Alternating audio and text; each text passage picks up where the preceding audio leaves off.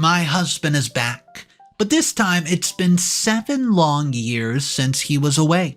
Well, you might be wondering, well, where did he go? He was in prison, and it was not for something sweet. Oh no, he did something terrible. And now he's back in my life, and he's telling me that he's sorry. He wants me back, but I will never forgive him. Well, he's not going to take no for an answer because he did something so crazy. It's not every day that one's estranged husband is suddenly released from prison. Early. It was a shock when my husband Edward showed up at my doorstep several days ago. I was not expecting him for another 3 years due to the severity of his crime. Nevertheless, I welcomed him back with open arms despite being apprehensive due to the nature of the relationship. He wants to continue where we left off, but I'm unsure.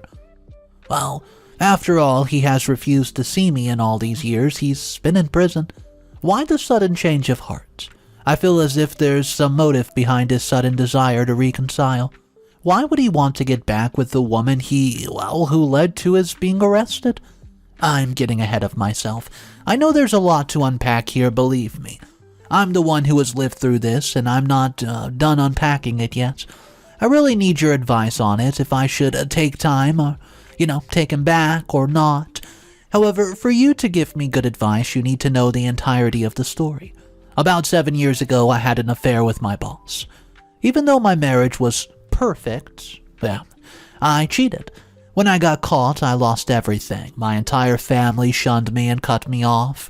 The daughters of mine, who were 11, 10, and 7 at the time, were incredibly disgusted by what I've done. If there was one thing I wished for, it was that my children never found out about the affair. Unfortunately, due to how scandalous it was that I slept with my boss, the news was all over town. It was like living in the Scarlet Letter. I was incredibly ashamed and embarrassed. I knew that I would never be able to salvage my reputation if I stayed at home. Unfortunately, my embarrassment was the least of my problems. See, a few days after we had been caught, my husband decided to confront my boss. This led to a physical altercation in which my husband beat up my boss bad. Unfortunately, David ended up breaking several ribs and temporarily losing the ability to walk because of what my husband did to him. David pressed charges against Edward. He ended up in prison. Because of how high-profile David was, Edward got the severest sentence possible. Everyone hated me after what happened. They said that if I had just kept my legs closed, then my husband would not have lost his freedom. Well, they were right. I should have never cheated. I should have never entertained the affection of the man while married, despite the fact that I was deeply unhappy in my marriage. I don't want you to feel sorry for me in any way, but I'll tell you why I cheated. Edward and I met in high school and had our first child at the age of 19. We got married a year later and then had our second child. Everything was good in the early years, and we were so in love, but then I got a job. Edward had always been the provider while I stayed at home, but we started to suffer financially after we had our third child. Even though I've been staying at home, I did courses over the years to upscale. I normally worked with family or friends. They needed help with some admin work, and so I did have a foot in the work environment. After searching, I found a job at the company where I met David, 33 at the time. David was my boss for over 3 years. In the beginning, we had a very, very, very professional relationship that never extended outside of the office. Well, that year that I turned 30, things got worse in my marriage. Over the years, Edward had become controlling and difficult to love. He wanted to know where I was at every single moment and dictated what I could do as well as who I could see. As a married woman, I decided to obey him because I vowed to do so. That was not enough to make him happy. In fact, it spurred him on to just look for more ways to restrict me. Over the years, I've realized that he was constantly finding ways to break me. Because I remained resilient, he probably got upset. For a long time, I stayed and pretended I was happy for the entire world. But I was emotionally drained. I found out that I no longer loved him. I loathed him. And the only reason that I stayed with him was for our children. I didn't have the courage to just up and leave him. I worried about what our families would say, and everyone loved Edward. He was the best husband in the world. They would never believe me if I told them what he did to me. On my 30th birthday, he got upset with me because I came back late for my birthday celebration, with his sisters and mine. He was convinced I was obviously up to no good, despite the fact that our siblings could corroborate my story. He called me a loose woman, and I slept with dried tears on my face that night. The next day, he took my credit card and gave me enough money for the bus fare. He did not include my lunch money in that fare either. When I protested, he told me that I was lucky he was allowing me to work at all. That morning, I left home with a heavy heart. I was told that I could eat when I came back home when I texted him to say that I was hungry. This went on for several days until one day, I fainted in the office. After getting checked out, I was advised to go home, but I didn't want to because I knew that Edward was home early. The last thing I needed was to have to explain to him why I was home early. He would not believe the fact that I was sick and would accuse me of all sorts of things. So I went back to work even though I was not feeling that great. The doctors said that I had low blood sugar and gave me some health bars to munch on, which gave me strength, and when I went back to work, my boss called me in. David asked me if everything was okay at home because he had noticed that I'd been looking ill for a few days. He also wondered why I barely took my lunch break. He noticed that over the past few weeks I had worked through my lunch break. I told David I'm fine, just trying to stay ahead of my work, and then I asked to leave, just a bit early. He told me I could leave on one condition, that I would eat lunch with him that afternoon. Well, sure enough, David called me back to his office at lunch. He had ordered Chinese takeaway, my favorites. I dug in and ate like there was no tomorrow. Although I'd eaten in the morning, it was just cereal and coffee. That was my first proper meal of the day. I was incredibly grateful to my boss for being so considerate and thanked him many times. He called me to his office the next day, and it was at lunchtime, and the days following until it became our little routine. Our conversations mostly revolved around work and general topics, but eventually we started to share our private life. He was the very first person that I told what Edward was doing. He was horrified and advised me to get divorced, but I did not want to do that to my children. Well, with time, David became a friend and a trusted confidant. I know that was very unprofessional of me, but he was so caring. With time, I fell in love with him. How could I not? He was taking care of me more than my husband was, and that was how I messed up. Our feelings were mutual, and one day we crossed the line. We saw each other for 6 months before getting caught, and now how could I describe my time with David, right? We stole every moment that we could and used work as an excuse. We liked to listen to music. We liked to dance, cuddle, forget the world. A while ago, something had died within me, but somehow he found the remnants of it and reignited my flame. But we were on borrowed time, stealing each other, and one day we got caught. Unfortunately, one day Edward's sister saw us checking in and out of a old town motel and took a picture. She circulated said picture, and by the end of the day, everybody knew. When I got home, Edward was, he was mad. He was telling me that this was the reason he found it hard to trust me. It's because I was truly, the type of woman he thought I was, and I remember telling him that I never, ever, ever wanted to cheat on him, and I mean it. But, just the way that he's acting and treating me, it drove me to David's arms. That was the wrong thing to say because he punched the wall next to me. I remember this sharp pang of fear going through me. He told me that once he dealt with David, he was going to come back and deal with me. He said that he had been far too lenient, but now I was going to see the true him. I'm not even exaggerating when I say that if the cops had not arrested him as soon as he pulled into our driveway after what he did to David, I could have ended up in a worse situation. The cops, they saved my life. If they had not arrested him, then I would have to face his wrath. Throughout the court case, he refused to let me visit him. Our entire family shunned me, and our daughters chose to stay with his mom. I've not spoken to our kids over the past couple of years. I've been incredibly lonely, and I have seen no end to it. David left town and has been trying to contact me for years, but I can't bring myself to answer his emails. I feel incredibly guilty because I had a part to play in breaking up my family. I wish I could go back in time and end things with Edward when I had the chance.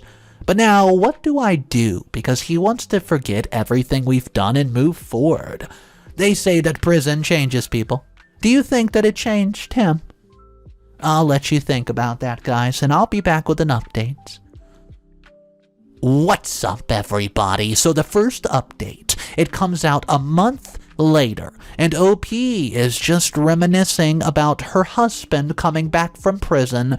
This is a really intense situation, guys. I hope you're enjoying today's story, and if you want more daily videos and you also want to support the channel, considering hitting that subscribe button. Here's the first update, update number 1 month later. First of all, I just want to go ahead and thank you all for the comments. I'm pretty sure that it was not easy to sympathize with me considering how I put myself into this mess. Thank you for remaining respectful and giving me good advice. When I last posted, I was in two minds about whether to take Edward back or not. A few days after that, his family visited us. In the days before they came, Edward and I were living like roommates. We spoke, here and there, but things were pretty awkward. He seemed to be less aggressive than before and very respectful. I started to think that maybe he had truly changed anyways, and when his family visited, they were all cold towards me. I was not going to tell them that we were considering giving our marriage another chance, but he confided in his sister. It was the very same sister who circulated the picture of me and David. When his sister told his mom she had to chat with me, she told me that while she hated what I had done to her son, he clearly loved me. She told me that I was lucky that he wanted to give me a second chance, so I should not blow it. I told her I was uncertain about giving a second chance due to everything that happened. Well, she asked me why I was being selfish, and if we got back together, then we could be a happy family again, and our kids would be happy.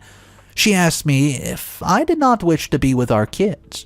Of course, I wanted a relationship with my kids, but I wasn't certain if John and I could get past everything that happened.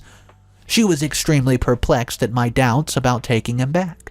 She reminded me that I was the one in the wrong here and that I should take the second chance. When she left, she called my mother and told her everything. My mother was scolded for not taking Edward back immediately. She said that Edward had always been a saint and a good son-in-law. I was apparently lucky to be getting a second chance. If only they knew the hell I suffered through because of this man. I wanted to break the silence and tell them everything over these years, but I knew they wouldn't even believe me. Everyone thinks that he's so innocent, and I'm the ungrateful wife who cheated on him and landed him in prison. So there's no point in trying to get anyone on my side.